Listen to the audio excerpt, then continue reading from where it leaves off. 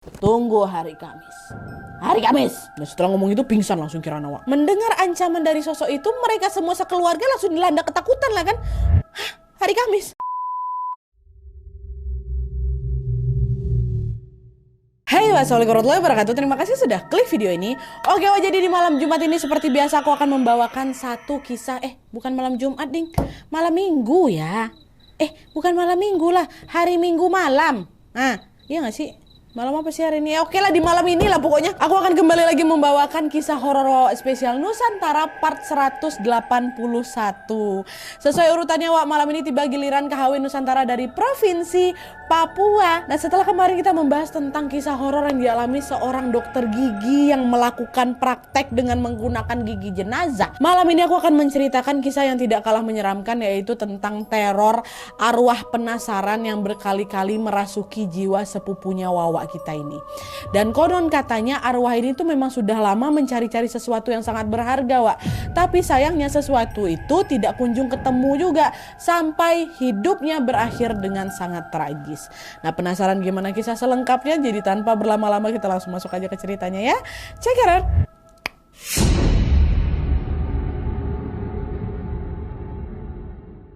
Oke, jadi kisah yang akan aku sampaikan malam ini dikirim sama Wak kita yang bernama Ani dari Provinsi Papua, tepatnya dari Jayapura. Halo Ani. Halo juga nih Jayapura. Hai. Nah, jadi Wak, kisah horor yang dialami sama Ani ini terjadi ketika dia tinggal di rumah tantenya yang berada di kota Jayapura.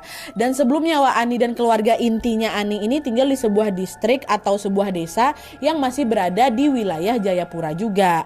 Tapi pada saat itu Ani bersama kakak kandung perempuannya yang bernama Tia minta izin sama orang tuanya supaya mereka ini diperbolehkan buat pindah sekolah di pusat kotanya Jayapura. Pada saat itu mereka ini memang berencana untuk pindah sekolah demi bisa mendapatkan fasilitas belajar yang jauh lebih baik dibanding di desa mereka, Wak. Dan ternyata permintaan baik itu pun juga disetujui sama ayahnya Ani dan Tia.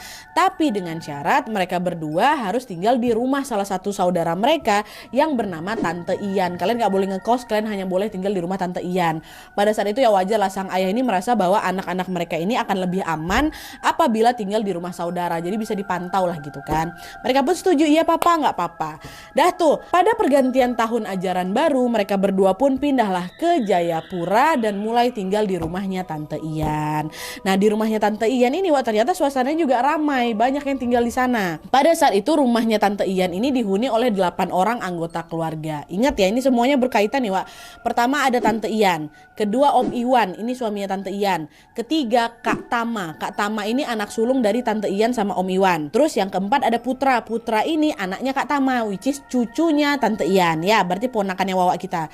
Terus ada namanya Kak Ulan. Kak Ulan ini adiknya Kak Tama, anak bungsunya Tante Ian. Terus ada lagi Kirana. Kirana ini sepupunya Ani yang berasal dari Manokwari, kuliahnya di Jayapura. Ya. Nah, terus Ani sama Tia. Jadi ada 8 orang. 5 keluarga inti, 3 para persepupuan Kirana, Ani sama Tia. Oke. Awal-awal tinggal di sana Ani dan kakaknya merasa sangat bahagia karena selain tinggal beramai-ramai sama keluarga besar, rumah Tante Ian sendiri juga sangat dekat dengan sebuah laut lepas gitu, Wak. Dan yang lebih menariknya lagi, rumahnya Tante Ian ini merupakan rumah apung. Rumah yang berdiri di tepi laut, di atas laut gitu loh. Tapi jangan bayangin lautnya wah kencang kali macam pantai selatan, wah yang curam gitu. Enggak, lautnya ini macamnya laut perairan yang dangkal gitu lah, sehingga banyak sekali warga yang memang membangun rumah mereka di atas air-air ini hingga menjadi sebuah perkampungan gitu, namanya rumah apung. Nah, terus di bagian ujung perkampungan rumah apung ini ada tuh sebuah jembatan kayu yang menghubungkan rumah-rumah warga dengan lautan lepas. Bukan ya macam jembatan sih itu, Wak. Jadi kayak ini laut nih, nah ini jembatannya nih. Nah, bisa loncat gitulah. Dan memang Wak, setiap sore hari si jembatan ini selalu ramai dikunjungi oleh anak-anak kampung buat mandi, buat berenang-berenang di perairan yang memang ada di bawahnya. Jadi melalui jembatan kayu itu mereka bisa langsung terjun ke laut. Bisa kebayang ya. Nah, oke. Nah, pemandangan alam dari jembatan itu juga betul-betul terlihat sangat mempesona, Wak. Apalagi kalau udah menjelang matahari terbenam, nah dia makin cantik lagi pemandangan di sana. Masya Allah, bisa kubayangkan dari sini. Makanya itulah Wak, Adi, Tia sama Kirana sepupunya dari Manokwari yang kuliah juga di Jayapura ini sering sekali meluangkan waktu untuk duduk-duduk di jembatan itu bersama dengan anak-anak kampung lainnya. Pada awalnya semuanya berjalan baik-baik aja, Wak. Tapi pada suatu hari mulailah terjadi sebuah peristiwa mistis yang membuat Ani dan seluruh anak-anak kampung itu berhenti main di jembatan itu. Kenapa? Masuk. Nah, jadi ceritanya, Wak, pada suatu malam Ani, Kak Ulan, anak bungsunya Tante Ian, sama Kirana sepupunya ini baru saja selesai sholat berjamaah bertiga di kamarnya Kak Ulan yang berada di lantai 2. By the way, rumah Tante Ian ini lantai 2, Wak, ya. Nah, pas lagi melipat mukena, tiba-tiba Ani dengar ada suara tangisan perempuan. Suara apa itu, kata si Ani kan.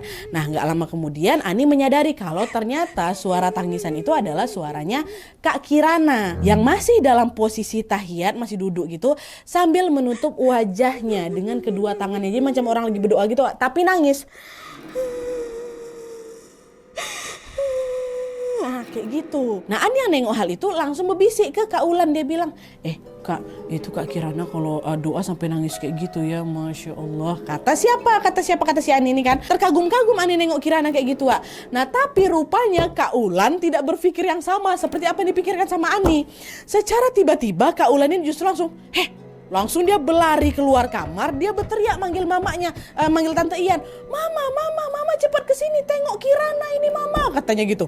Dengar hal itu Ani langsung bingung kan, kenapa pula manggil Mama? Aku cuma bilang Kak Kirana nangis sambil doa loh. Dan kebingungan itu juga semakin bertambah ketika Kak Ulan ini dan juga Tante Ian masuklah ke dalam kamar dengan wajah yang dua-duanya panik. Tante Ian datang langsung jongkok gitu di depannya Kak Kirana itu, yang memang masih menutupi wajahnya sambil menangis kan. Jongkok Tante Ian tuh. Dan di saat yang bersamaan mereka juga menyadari bahwa suara tangisan Kirana ini terdengar makin kencang lagi dan makin menyayat hati. Tau gak sih, tangisan orang yang kayak sedih kali Nadia, kayak gitu suaranya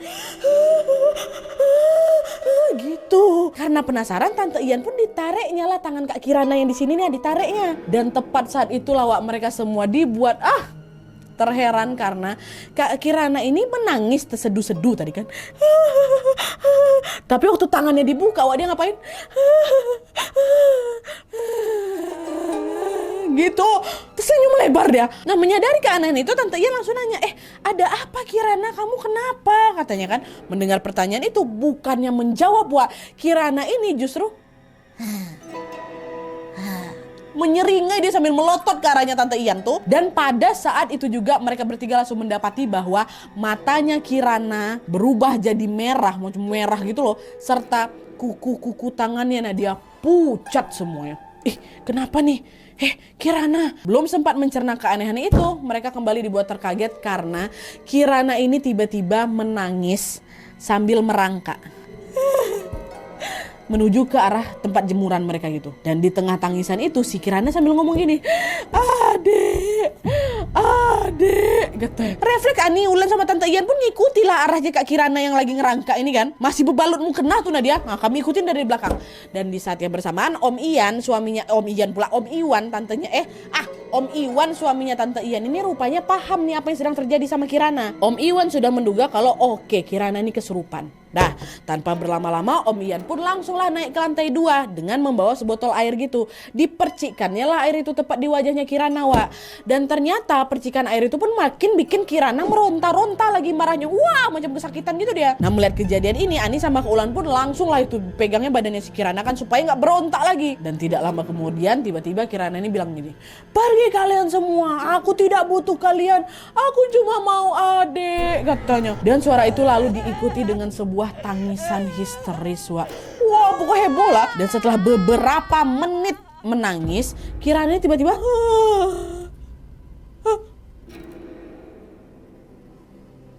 dia diam 1000 bahasa. Nah, waktu itu kami semua mikir dia udah sadar nih, dia udah gak kerasukan lagi. Tapi ternyata dugaan itu salah. Karena sedetik kemudian Kirana ini tiba-tiba melotot lagi sampai bola matanya nih Nadia betul-betul kalian bisa bayangin gak sih bola mata yang betul-betul kayak hampir mau keluar. Jadi gak cuma gini aja, macam udah mau keluar. Kayak gitulah pokoknya kata si Ani ini, Wak. Melihat kejadian mengerikan itu, Tante Ian pun langsung ditutupin ya mata Kirana yang dipakai, mukena yang dipakai kan. Wah, ditutup Astagfirullah, Kirana sadar nak sadar. Adik siapa yang kau cari itu? Waktu itu mereka semua memang belum paham siapa adik yang dimaksud sama Kirana ini kan, Wak. Istighfar Kirana, istighfar. Semua sepupunya juga bilang kayak itu. Nah, di tengah kekeosan kejadian malam itu, Kak Tama, nah ini Kak Tama, anak sulungnya Tante Ian yang punya anak itu, tiba-tiba muncullah di antara kekeosan ini sambil bawa Putra, anaknya umur 3 tahun tuh kan. Dan ketika melihat tubuh kecilnya Putra, Kirana pun berteriak jauh lebih kencang lagi. Itu matanya lagi ditutup tuh Nadia.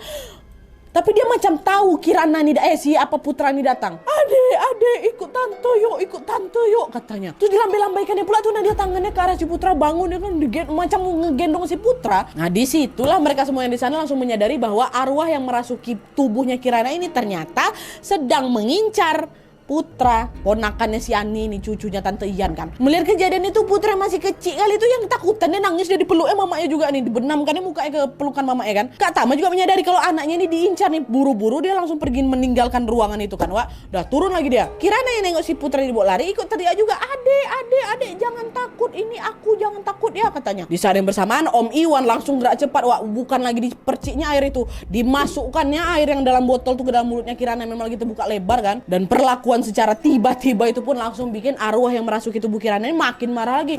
Kurang ajar kamu ya, saya ini Rani, kata ingat, saya ini Rani, saya benci kamu dan teman-teman kamu yang selalu ribut di rumah saya.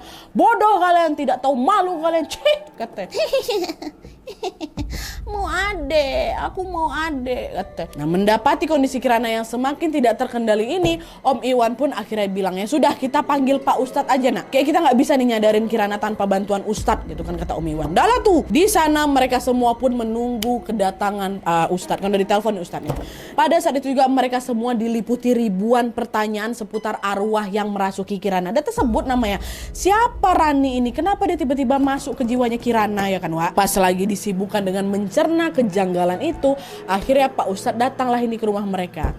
Dan di sana Pak Ustadz langsung meruqyah Kirana dan alhamdulillahnya berhasil Wak ngusir arwah Rani yang ada di dalam tubuhnya Kirana. Tapi sebelum terusir, sosok ini tuh sempat ketawa keras nih. Kamu boleh aja mengusir saya hari ini, tapi saya akan kembali dengan membawa teman-teman saya. Tunggu hari Kamis. Hari Kamis, kata. Tunggu hari Kamis, kata. Nah setelah ngomong itu pingsan langsung Kirana.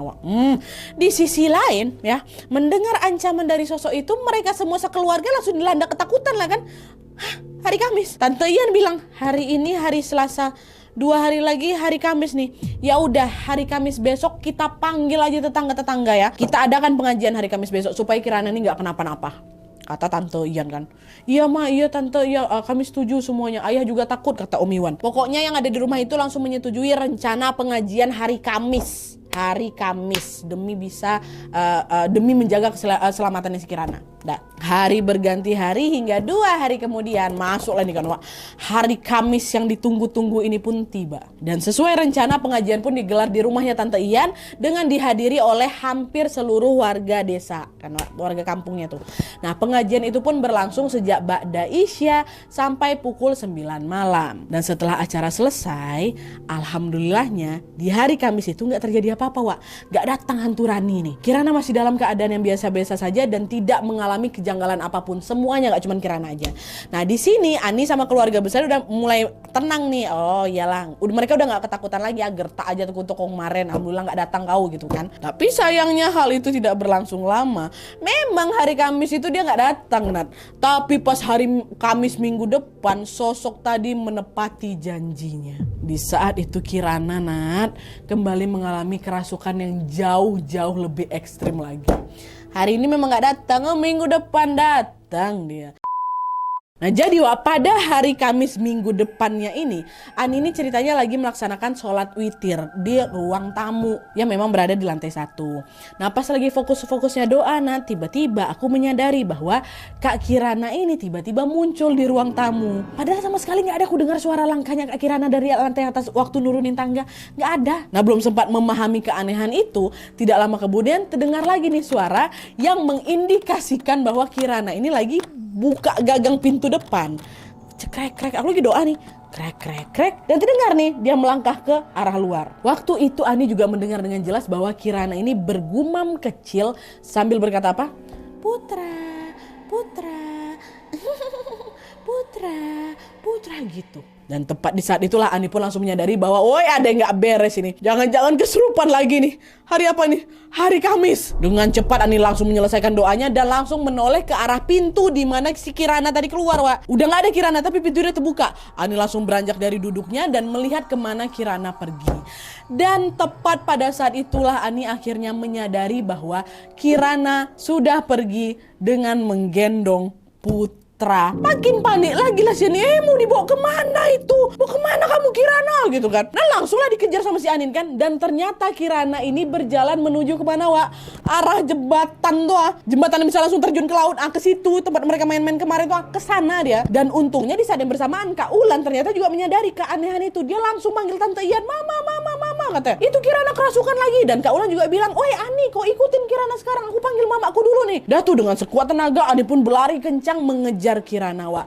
Tapi disinilah pas lagi fokus-fokusnya mengejar Ani ini justru mengalami sebuah keanehan yang sangat-sangat tidak masuk akal. Nah dia, wah ini epic sih bagian ini. Di mana, Wak, Ani yang sedang berlari kencang untuk menyusul Kirana tuh akhirnya menyadari kalau posisi Kirana ini kok justru makin tampak menjauh padahal aku kejar Nadia. Dengan kata lain apa, Wak? Sedari tadi, Wak, sedari aku berlari itu, Wak, aku cuma berlari di tempat ternyata. Astagfirullahaladzim. Gimana nih? Kenapa aku berputar-putar di sini terus? Dan sesaat kemudian terdengar Om Iwan teriak dari belakang, Ani, syahadat Ani, baca syahadat. Ani langsung tersadar pun mulailah baca syahadat kan, asyhadu an la ilaha illallah wa asyhadu anna Muhammadar Rasulullah. Dan kalian tahu ini epicnya, Wak, secara tiba-tiba waktu udah selesai bersyahadat itu, Ani ini sudah berada di belakang punggungnya Kirana yang pada saat itu mau menceburkan tubuhnya ke laut. Jadi posisi Kirana ini udah di ujung jembatan. Padahal tadi Ani ini posisinya di mana? Dia masih ngerasa kalau dia masih berada di depan rumah Tante Ian. Dia cuma berlari di tempat aja kan. Setelah dia syahadat, Masya Allah, wallahualam,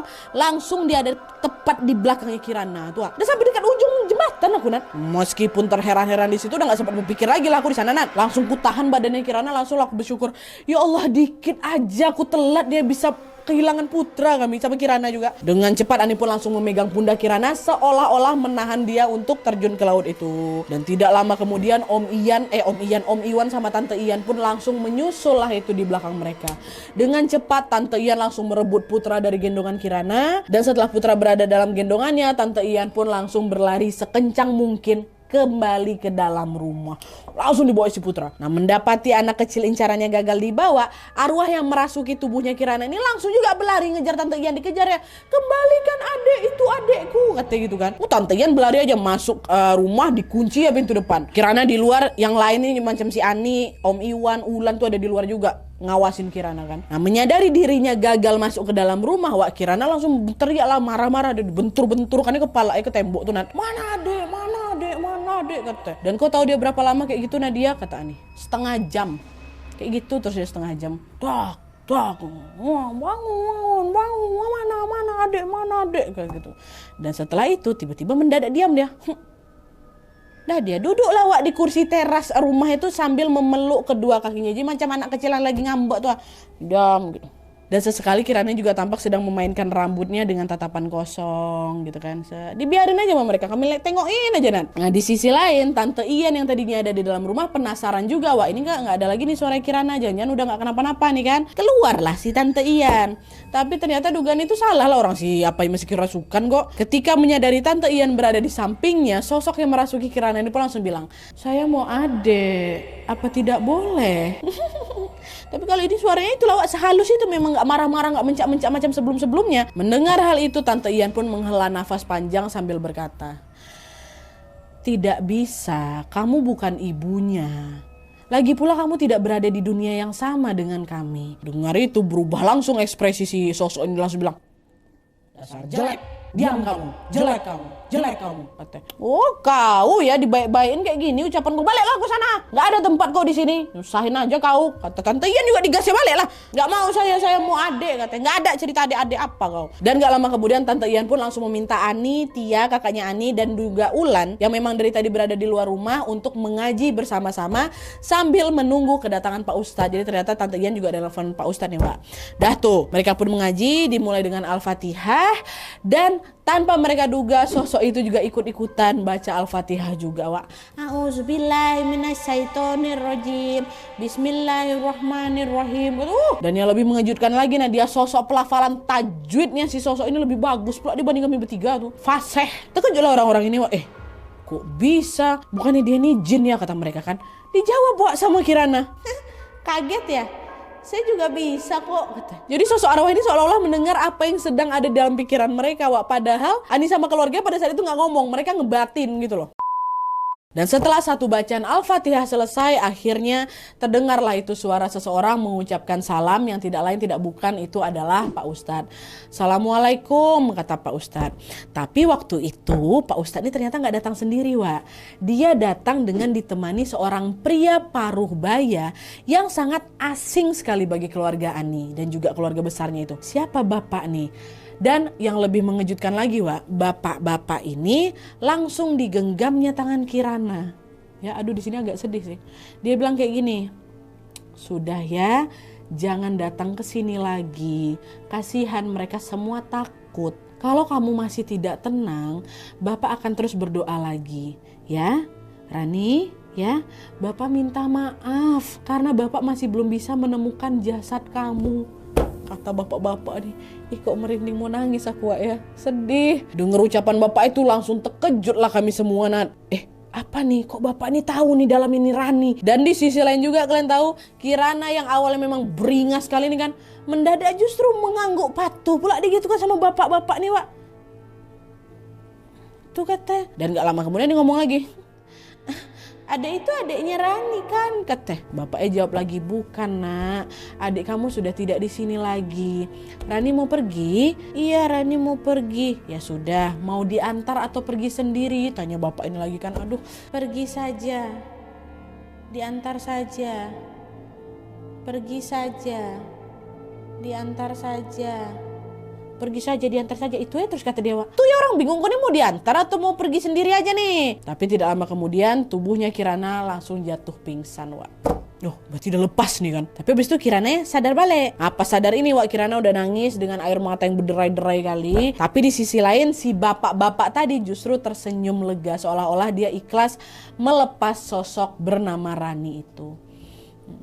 Berarti udah lepas betulan nih kan. Nah, melihat kejadian yang sangat-sangat janggal itu, Ani, Tante Ian, Om Iwan dan semua keluarganya cuma bisa berpandang-pandangan aja kami satu sama lain aja. Di situ kami sama sekali nggak paham dengan apa yang sebenarnya terjadi. Siapa bapak nih? Siapa Rani nih? Kenapa? Adik ini kan pasti bertanya tuh, sama kayak kalian sekarang. Nah, di saat yang bersamaan juga Pak Ustadz pun memahami kegelisahan yang keluarga besar ini rasakan.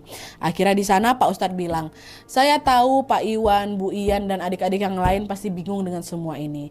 Sekarang saya akan menjelaskan siapa Rani yang merasuki Kirana tadi ya. Udah lah tuh, semuanya pun langsung menyimak nih dengan seksama apa yang mau diucapkan sama Pak Ustadz. Nah, dari situlah akhirnya terungkap, Wak, bahwa ternyata bapak-bapak paruh baya yang datang bersama Pak Ustadz ini, kita sebut aja lah namanya Pak Ale. Pak Ale ini adalah bapaknya Rani. Dan mereka dulu pernah tinggal di kampung sebelah kampungnya Tante Ian bersama dengan keluarga kecilnya mereka. Tapi tidak lama kemudian Pak Ale ini diketahui bercerai sama istrinya. Pada saat itu istrinya ini pergi bawa anak bungsu mereka yang waktu itu usianya sekitaran putra juga, 3-4 tahun. Sedangkan Pak Ale tinggal bersama Rani yang juga merupakan anak sulungnya, 2 anak mereka, Wak.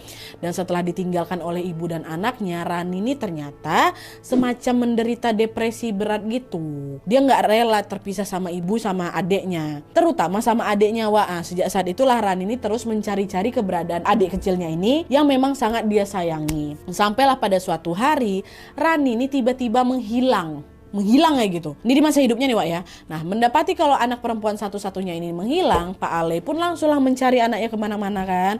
Tapi sayangnya Rani juga nggak kunjung ketemu, Wak. Dan ternyata ada nih tetangga yang bilang kalau mereka sempat melihat Rani ini menenggelamkan dirinya ke dasar laut dari jembatan yang biasanya Kirana kunjungi tiap sore itu. Dari jembatan tuh lah, Wak, ada yang nengok kayak dia nyebur ke situ. Nah, sayangnya setelah dicari-cari jasad Rani ini sama sekali tidak ditemukan. Pada saat itu Pak Ale ini berpikir bahwa mungkin jasad anaknya ini sudah hanyut terbawa arus laut, atau mungkin memang Rani ini tidak bunuh diri, melainkan dia mungkin pergi ke suatu tempat dan meninggal di sana karena nggak balik-balik selama belasan tahun kemudian. Wah, itu ceritanya. Nah, setelah Pak Ustadz menjelaskan dengan panjang lebar, barulah Pak Ale di situ buka suara.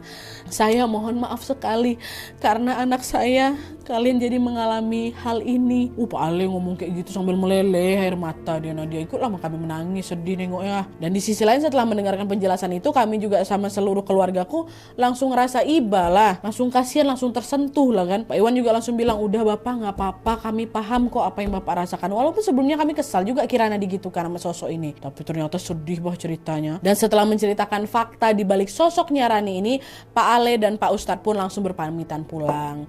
Singkat cerita, beberapa minggu kemudian jembatan di ujung kampung tuh langsung dihancurin sama warga. Tapi waktu itu kami nggak tahu nih Nadia, apakah penghancuran jembatan itu ada kaitannya dengan sosok Rani yang hampir saja mencelakai Putra sama Kirana tempo hari. Tapi yang jelas sejak saat itu Ani dan keluarganya berusaha betul-betul melupakan kejadian yang cukup traumatis itu. Iyalah pasti ya.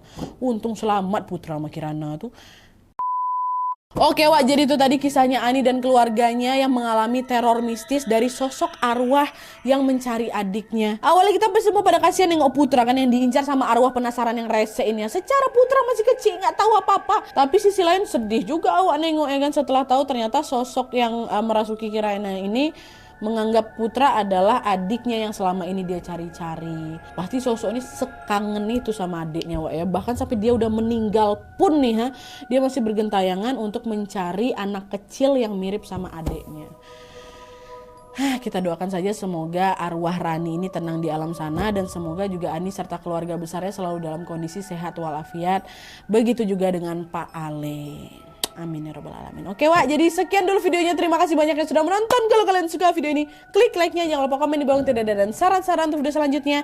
Jangan lupa nyalain notifikasinya supaya kalian tahu kalau aku upload video baru. And as always, jangan lupa untuk klik tombol subscribe supaya kalian sama-sama tahu informasi menarik dan menegangkan dari channel aku. See you next video Wak, bye.